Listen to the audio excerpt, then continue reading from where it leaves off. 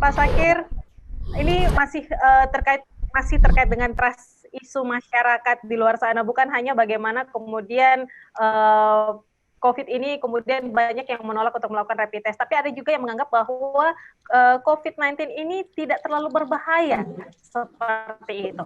Nah, ini bagaimana menurut Pak Sakir sendiri? Kalau yang ngomong begitu itu kalau orang Makassar bilang OKB, orang kepala batu.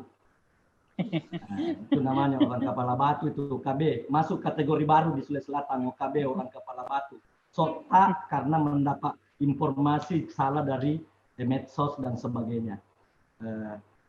Yang saya mau katakan begini, Tabe Pak Sekda, saya sedikit agak terganggu dengan istilah ada daerah, sekian daerah yang sudah nol. Saya agak terganggu. Kenapa? Kenapa daerah itu nol? Karena ditarik ke Makassar. Data yang dipublish adalah data berbasis perawatan, bukan berbasis domisili. Ini berbahayanya kenapa? Anggaplah misalnya Kabupaten A dianggap nol. Padahal tracing belum selesai di sana, belum tentu tidak melakukan penularan. Pasiennya mungkin dianggap nol karena dirawat di Makassar dan datanya dilepas bahwa di Makassar. Ini juga mungkin salah satu yang membuat Makassar tinggi sekali datanya. Mestinya data yang dipublish adalah data berbasis domisili dari Luwu Utara, dari Bone, walaupun dirawat di Makassar, tetapi dia berdomisili di Bone. Sehingga ini juga yang saya menyemprot di Goa, di Maros, di Pangkep, di Bone. Ini juga yang membuat bebas mi di sini nak, nol mi. Itu pengumumannya pemerintah. Ini juga yang membuat rakyat di bawah terlena. Nah, itu kira-kira yang perlu kita pikirkan kembali bagaimana caranya supaya rakyat di sana tidak membuat terlena. Yang bahayanya lagi, teman-teman tenaga medis di sana, rumah sakit di sana tidak boleh lagi minta uang sama Pemda. Karena kan nol, tidak ada kasus.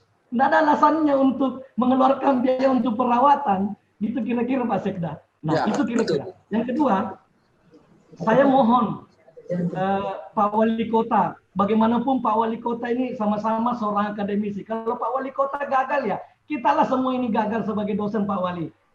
Nggak apa-apa lah, minta difasilitasi sama Pemprov.